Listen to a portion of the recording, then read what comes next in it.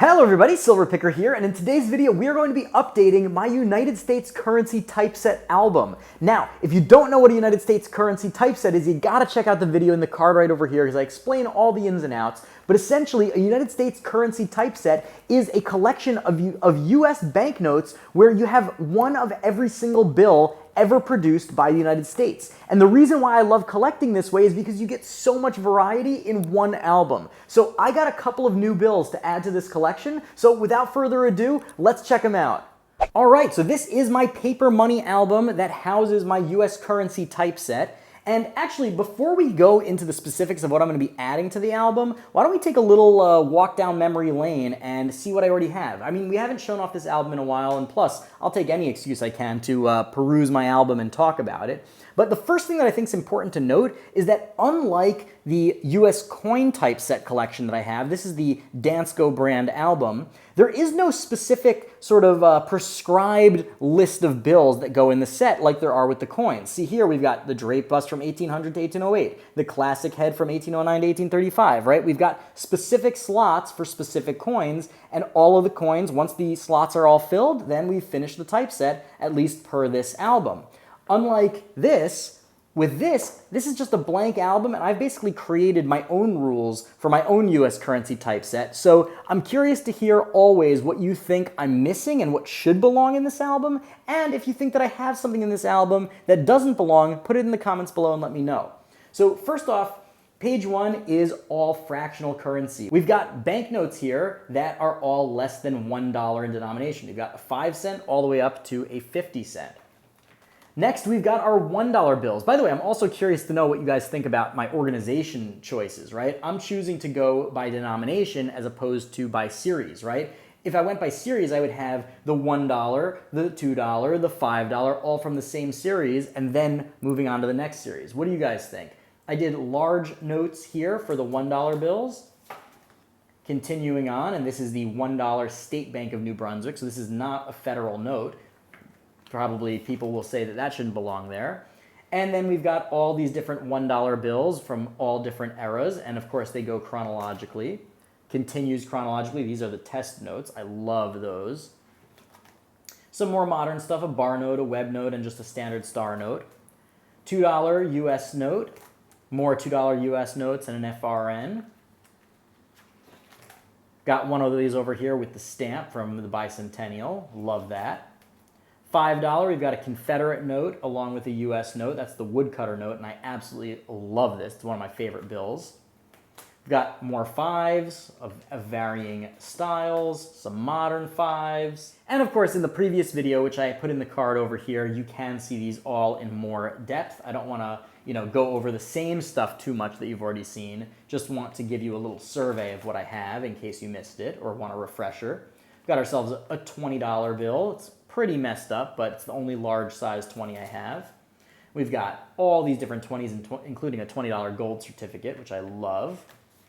Some modern 20s, getting up to the 50s. And of course, as we go to higher denominations, I have less and less because they are, of course, more expensive. But I do have the $100 US note and the $100 FRN. And then at the end, I've just got some random stuff that doesn't really belong in the collection, but didn't have another place to put it, so that's where it lives for now.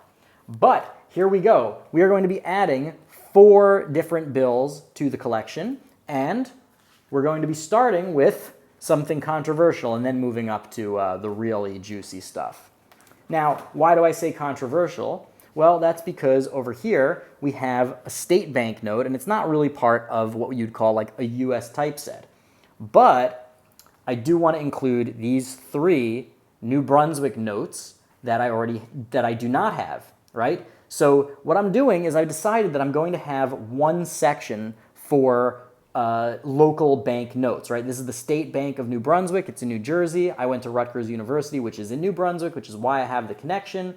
And my good friend Jason, who is a patron of mine, sent these to me as a gift because he knows my connection with New Brunswick and how I'm doing this US currency typeset project. So we'll take a look at each of these individual bills, and I will put them in the album, and you'll get to enjoy them along with me. All right, so the first bill that we're going to be adding is this $1 State Bank of New Brunswick note. And we already have a $1, but it is different. And I will admit that I am not an expert on this, and I would love anybody's help if they can give it to me in the comments below. I'm not even sure which one is older, because this one is actually not filled out. It says 18 blank. So it's definitely from the 1800s, but it doesn't actually have a specific date on it. I'm also not exactly sure how this would work, right? Would you have to sign it? Was this like a check essentially that had never been filled out, so this actually never had any monetary value? Or was it that it had monetary value, it just hadn't been filled out yet? I'm curious to understand the history a little bit better. This one, I cannot find a date at all. The reverses on these bills are similar, but of course not the same, right? You can see here, State Bank of New Brunswick, and this one just sort of has more of a crest on it, more of a US crest. So I don't know too much about this. I would love to learn more, and anybody who can help me, that would be greatly appreciated. But for now, this $1 will go right over here. So perfect, right? Fill in another page. Fill in another page. You can't beat that, right? Really beautiful bill. Now, we move on to the $2 bills, because I do have a $2 bill from New Brunswick. Look at that.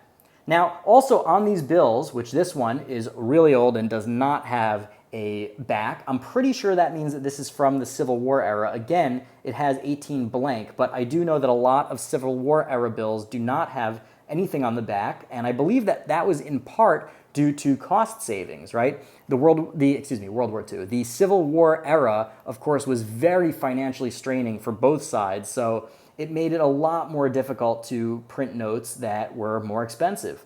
So I'm curious to know if anybody knows if that's really the reason or not, but in the meantime, let's just take a look at this bill. How nice is this? Look at these little pictures. I don't know who these people are. That's another thing I would love for somebody to tell me if you can. But here we go, State Bank of New Brunswick, $2. And of course, it's got the hand signature. I love that. And you can tell that it's real because the signature, the ink actually goes through the back. So this will go right over here. Or actually, because this is from 1917 and this is from the 1800s, this actually will go above it. Because I do like to go by denomination, but within the denomination, I like to go chronologically. So that looks pretty nice over there, not too shabby. And on to the next one before we get to this really special rare bill. Whoop, whoop, little preview. But the next one is a $3 bill. Yes, this is a $3 bill, and it is going to be on its very own page in its very own section, because this is likely the only $3 bill that will ever be in this album. I will add its own page over here, though I may end up putting it on a shared page at some point, because there is no $3, Federal Reserve note. There is no $3 US note that was ever created, so this will likely always be on its own page. And this is the exact same bill, essentially, as the $2 bill that we just looked at. Let's see if there are any differences. Yes, there are some slight differences. It's the same woman right here. Can anybody identify this woman? Somebody that's associated with New Jersey or with New Brunswick, New Jersey. It's the same little design over here. I would love to know what these people symbolize. But over here, there is a third image of another woman over here, and she's holding what looks like a quiver and a bow. So this might be a symbolic woman from mythology or something like that. But really, really cool. And we will put her back on her very own page, just like that $2 bill, that special $2 bill over there. So here we go. Look at that. Bet you didn't know that there were ever any $3 bills printed anywhere in the US, let alone in Jersey. All right, so we finished all of these bills that are sort of the standard, or sort of the non-standard bills, and we are going to be adding a very special $1 bill. This guy right over here is one of the rarest and most expensive small size $1 bills, because they only printed the small size $1 bill with the red seal for one series. And it's a really, really cool bill. You can see it's got the funny back. And if you didn't know, the funny back is called that because it kind of looks like carnival money. We've got a couple of funny backs over here as opposed to the standard $1 small size bill reverse. But look at that. Look at the greenness of this. This bill is in excellent shape. I mean, compare it to even these, and this is just way, way, way more green. I love this bill. This also came from my good friend Jason. We did a little bit of a trade, and it was sort of a gift, sort of a trade. He sent it to me without any expectation of anything in return, and you can actually see the video where he gave it to me over here. But, of course, I'm not going to just take something that's worth hundreds of dollars for free, so I ended up giving him some coins and also a special gift that we'll keep between the two of us. But in any case, this is a spectacular, spectacular note, and I am so excited to have it as part of my collection. You can see here that it is from the 1928 series. You can see that it says that right over here.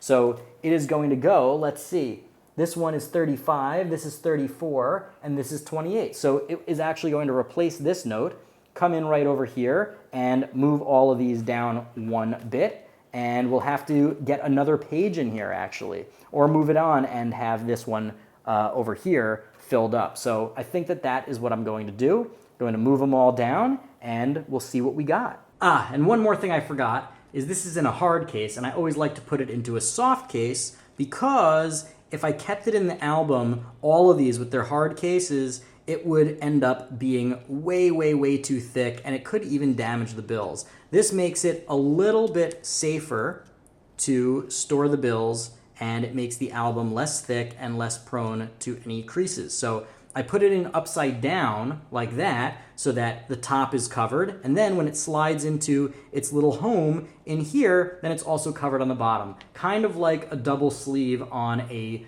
collectible trading card, like a Magic card. Obviously, you all know that I am a Magic card player as well. All right, so let's move on with the rearrangement. I'm so stoked to finally have this red seal $1 bill in this collection. It is so, so nice and so rare. Now, the only thing that is a little disappointing is now we are going to have the brown on a different page. It would be really cool to have the blue, the red, the yellow, and the brown all on one page, but, you know, you can't always get what you want, as they say, right? But you could try sometimes. All right, so let's move this guy down. So we've got to do a lot of work over here.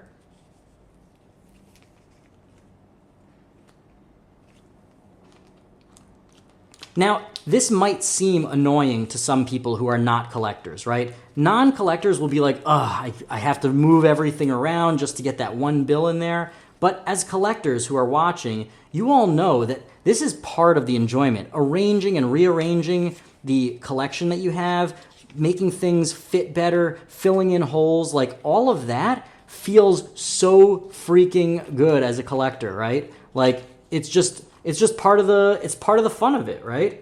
I labeled some of these because they're not always obvious what they are, right? Like it's obvious over here, for example, that this is a red seal note, right? That this is not a standard $1 bill. It's a US note. And I think I mentioned, did I say this a second ago, that these were actually made to be used in Puerto Rico? These were the only place that these were issued. Very, very cool history, which I actually want to read up more on. But more on, upon which I want to read more. But, you know, things like the bar note, which are not obvious, and things like the web note, which are not necessarily obvious, I always like to add a little note.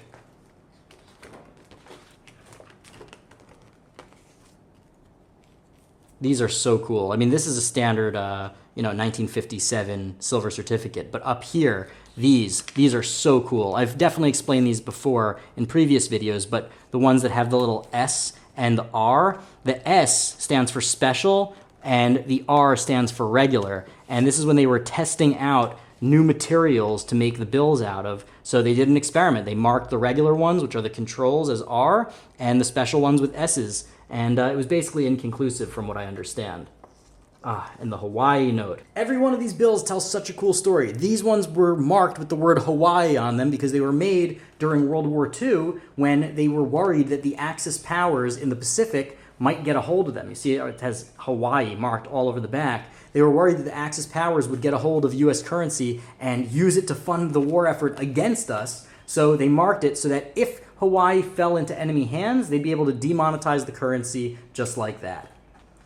And that's that. How cool is that? Look at that amazing update. Oh, I am so proud of this new bill in the collection. It's one step closer to completing the small series $1 bills. I think I'm almost there. I'm actually trying to figure out what I'm missing. If anybody can tell me in the notes, in the comments below what I'm missing, I would appreciate it. But, you know, this is really, really incredible.